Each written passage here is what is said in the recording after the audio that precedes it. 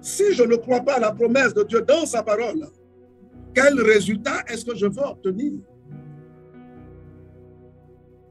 Donc, le premier obstacle à la guérison, c'est de ne pas croire, de ne pas persévérer, de refuser la médication spirituelle qui m'est donnée. Je vous dis, parfois, on peut faire des écoutes. Tu dis à quelqu'un, prends peut-être un jour de jeûne, lis telle parole pour t'aider, lis tel psaume, lis telle parole pour t'enraciner, prends telle heure de prière. Il peut te revenir le lendemain pour dire, ah, ben ça là, je n'ai pas pu faire, je n'ai pas fait. Dans la réalité, là, lorsqu'on te donne des médicaments à prendre, même si tu as pris 5 jours, que tu as mal fait les autres 5 jours, ça annule ta médication. Parce qu'ils ont régularisé pour que l'effet que ça devrait faire soit conséquent. Donc tu peux commencer avec l'esprit et terminer avec la chair. Et c'est pour ça qu'il faut persévérer. Le peuple de Dieu a besoin de savoir cela. Bien aimé, après la voix, là, quand je vais raccrocher ici, que je vais partir, qu'est-ce que je peux faire pour vous, autres? C'est comme si la passe est faite à Dieu. C'est Dieu qui va s'occuper de la suite. Amen. Cette main-là, coupe-la et puis mets-la à côté de toi. Ça va te donner peut-être 48 heures, tu vas commencer à sentir. Une mauvaise odeur, ça va pourrir. Nous sommes tellement limités, nous les humains, comprenez par moi-même qui vous parle. Mais avec l'Esprit de Dieu, nous sommes forts. Et si nous savons nous appuyer sur les promesses de Dieu, nous savons nous appuyer sur la parole de Dieu, nous nous enracinons à persévérer. Bien aimé, un jour, on va être surpris. Je vais vous donner une expérience, un témoignage. Je priais pour quelqu'un qui était gravement malade dans les années 97. Et dans la prière que je faisais pour cette personne, pendant qu'on était en train de prier, la personne était de plus en plus tombée, était plus mal, se sentait plus mal. Elle prend son téléphone et m'appelle. Elle me dit, mais j'ai encore mal. On a prié, mais j'ai encore mal. Je lui dis, tu veux que je prie pour toi? Il dit oui. Je dis, Seigneur, je veux bénir ton nom pour la guérison que tu as donnée à X. À partir de 15 heures, hier, je te rends gloire. Le lendemain, quand il va appeler, je vais lui dire, je veux que je prie pour toi. Il dit oui. Seigneur, je te dis merci pour la guérison que tu as donnée à X. Avant-hier, à 15 heures, on l'a fait pendant une semaine.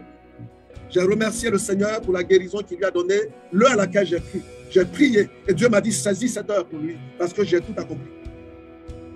Après une semaine, il ne se sentait plus malade, mais il ne s'est même pas rendu compte. Et c'est 3 jours après qu'il m'a dit, mais ça fait 3 jours que je me suis rendu compte que je ne suis plus malade. Jusqu'au jour d'aujourd'hui, il n'est plus malade, il a été guéri. Mais il fallait faire ce cheminement pour confirmer la guérison sur sa vie, afin qu'il puisse aller chercher sa guérison. Alléluia. Il faut croire. Il faut croire. Telle est l'assurance que nous avons auprès de lui. Si nous demandons quelque chose selon la volonté, il nous écoute. Et si nous savons qu'il nous écoute en tout ce que nous demandons, nous savons que nous possédons des choses que nous lui avons demandées. Amen. Cette parole-là, c'est dans 1 Jean chapitre 5 que nous pourrons la trouver. Mais aussi quand nous parlons de la dimension de la foi, ça explique aussi, ça donne un peu le contenu de ce que Paul nous a donné comme explication à la foi. Alléluia.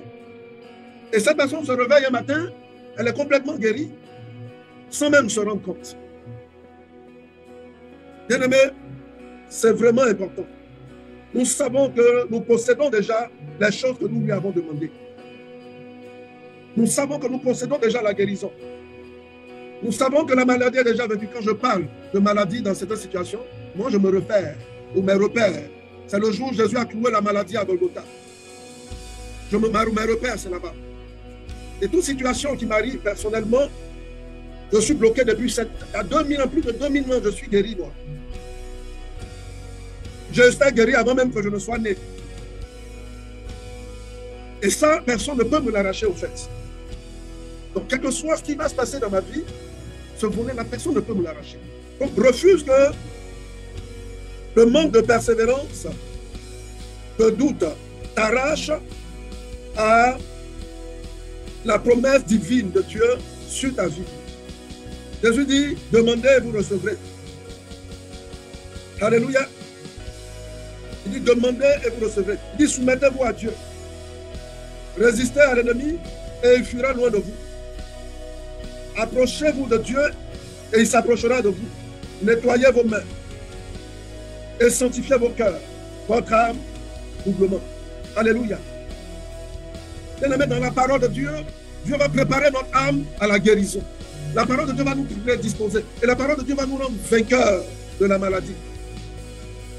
Donc, quand Dieu dit qu'il te bénit, qu'il te guérit aujourd'hui, cette guérison spirituellement que tu as acceptée peut être confirmée dans une semaine.